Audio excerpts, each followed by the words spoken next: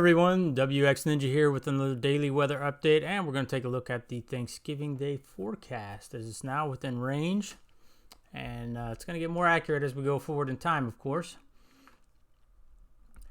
We'll look at current conditions and then we'll go right to the Thanksgiving Day forecast because that's what most people probably want to see. So right now you see a little cold out west, dips down to the southern part, Four Corners region, then kind of back up like this. A little bit down into the east coast there, so we're seeing mostly rain. A little bit of snow over in Colorado, and that's pretty much it for the snow right now. All right, so let's get into Thanksgiving Day forecast. Okay, so here's the Wednesday before Thanksgiving. So the 27th. I see some snow out west, looks like in the higher region, so if you're traveling, be prepared for that. This stretches back into the kind of the heart of the country. If we go forward for Thanksgiving Day itself, bigger snowstorm here out west. So if you're traveling anywhere out west, you want to keep an eye on this, see how this develops, exactly where it sets up. That's going to impact travel, obviously, if you're driving and flying. Kind of a bigger snowstorm here in the Four Corners region. And this is probably going to be more mountain snow than anything, but still, it's going to be cold, so we're going to have to keep an eye on this, see exactly how this develops as we get closer to Thanksgiving Day. This is the actual GFS forecast, shows your precip and lows and whatnot. So here's for the Wednesday. You can see there's going to be a storm, it looks like, over in the Great Lakes region, a little bit of snow showers in the Intermountain West region. As we go forward in time on Wednesday, you'll see this storm scoot off to the northeast. This one start to come on shore. Areas in California are going to have wind and rain and some snow. As we go out through Wednesday, it gets a little more widespread. Starts to develop a little better, pushes off into the north into Montana. Heavy snow on the southwestern side of this low. So into this region in the west, like we said, it's going to be snowy for Thanksgiving Day in parts. See some rain in the central part of the U.S. as we get into the end of Thanksgiving. And this is Black Friday. See this low moves off, kind of quiets down, just a little bit of snow left over, mostly rain. Take a look at the east coast. You see just looks like snow showers just kind of stay as this low ejects off. It's trying to leave some snow behind up in the northern parts of Maine. Take a look at the overall pattern. This is for Wednesday, so you see a little bit colder than average across most of the country. It's probably what it's going to be. Lower heights down through California gets pretty low. With that strong low coming, here's Thanksgiving Day. See it kind of, just starts to dissipate as it loses energy. And then that's into Friday. Warmer in the east, a little cooler out west. And we'll take a look at your temperatures for Wednesday. See the cold pool off the west coast and up north, kind of the central part of the country. As we go into Thanksgiving Day, kind of warms up in the middle part of the country. East coast is a little cooler than average. West coast cooler than average. And then as you go into Friday, it's kind of the same thing. So that's going to be Thanksgiving. So now we'll go back and we'll look at the full forecast of the snow first. Here's today. See the snow in the central part of the U.S., a little bit up north. That kind of dies down as it moves off to the east. Then we see a little bit pick up here in the east. Looks like some heavier totals here around the Great Lakes region. A little bit into the west.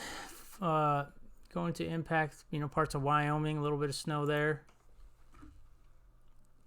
Comes a little more widespread, moves to the south, Four Corners region. You're going to see some heavier snow. Again, this is the Wednesday before Thanksgiving. You see the wider spread snow in the Great Lakes region. And that kind of dies off in the Great Lakes, but gets more widespread out west here. It's going into Black Friday. It dies down a little bit, little system up north. Four Corners region, another system coming to the west.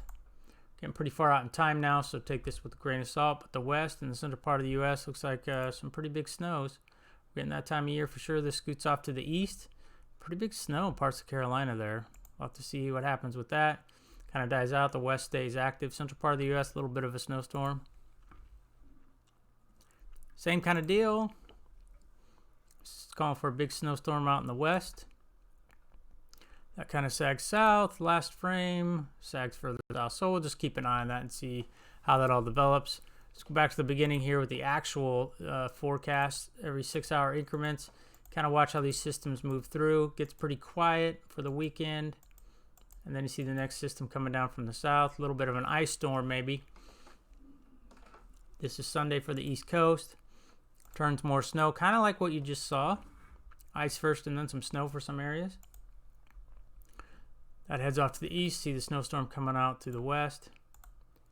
Gets kind of quiet. Central part of the U.S. gets a little bit of snow. Oklahoma and Texas again. Now we're getting into Wednesdays. We saw that low shoot off to the northeast. One going into California, spreading snow to the north into Idaho, Montana region. As we get into Thanksgiving, the low kind of scoots off to the north and east. Pushes some rain out in front of it. A little bit of snow behind it. Then we see a little bit of a connection here to some tropical moisture. Stronger system getting ready to come in on the west coast. Looks like we'll see valley rain and mountain snow out there. A little bit of a snow and ice storm here in central part of the U.S. as that moves off to the north. Again, running over the colder air, you're getting the ice and the snow behind it. Be a pretty decent snowstorm there for parts of the Carolina. That scoots off to the east. See another little snowmaker up west here. There's up to the north, sorry, as another system moves off to the west. Slides through the country. We're getting way out there in time now, but you see another system coming down from the north there, bringing in some colder air. So the end of this run is looking colder for a large part of the U.S. So we'll have to see how that holds up. And now let's look at the heights. Remember, warmer, colder typically. As we roll through this, cools down a little bit in the west, then kind of goes back to a little bit warmer than average as we get into the weekend. And then you'll see all this come down for early part of next week as that digs out a trough and gets really deep here off the California coast. Higher heights up north. That's why you see the strong isobars. We see another spot of colder air come down from the north, move off to the east. Warm or higher heights stay off the coast. Another shot comes down on the west coast. And the higher heights try to make an appearance. Last thing we'll look at here is the temperature anomaly. So here we are today. You see warmer out west, a little warmer in the east, and central part of the U.S., northern southern part of the U.S., a little cooler than average. Let's go forward in time. That kind of dies off. Gets a little warmer than average. Sunday looks warmer than average across a large part of the U.S. Then we see that all start to sag south, and we see the cooler air make its invasion into the U.S. as we saw on the previous slide with the lower heights coming. There you see the colder pool off of California. Central part of the U.S. gets a little warmer. Tries to get shunted, but it doesn't too much. And it looks like warmer than average. That's for Sunday, December 1st. So the models are still trying to grasp this pattern change for the West. I've been looking at these 500 millibar heights pretty consistently every model run. And it's just trying to come up with a solution. It wants to get rid of the warmer than average, but it's not sure just how cool it's going to get out west here. It's trying to zero in on a solution between how close these high pressures get to the west coast. What happens is these lows will drop down the backside from Alaska. That'll cool it off in the west. As you can see, there's one right there coming down. Basically, it makes a path for the cold air to come. But then towards the end of the run, you see it kind of tries to go back to what it was thinking originally, where the higher pressure is going to stick around. So again, you can kind of watch the colder air.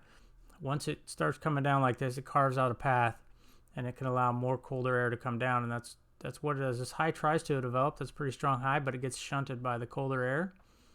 And it'll come straight down. You see that dropping down off the west coast and then into the central part. So we'll have to see exactly how this sets up, exactly what happens. But the Euro is kind of in line with it, other than towards the end of the run, because here it's starting to dig out that cold pool.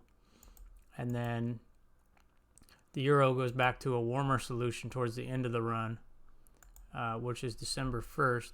So if you come over here and you look and you go back to December 1st, you can see the GFS isn't in line with the GFS is thinking, hey, we're still cool, where the Euro's thinking, no, this is going to come down. So it's kind of a battle between the two right now. We'll have to see who wins. I'll keep an eye on this and let you guys know. Again, this is WX Ninja. Feel free to subscribe, click the bell icon so you can get the updates. All right, everyone, take care. We will see you next time.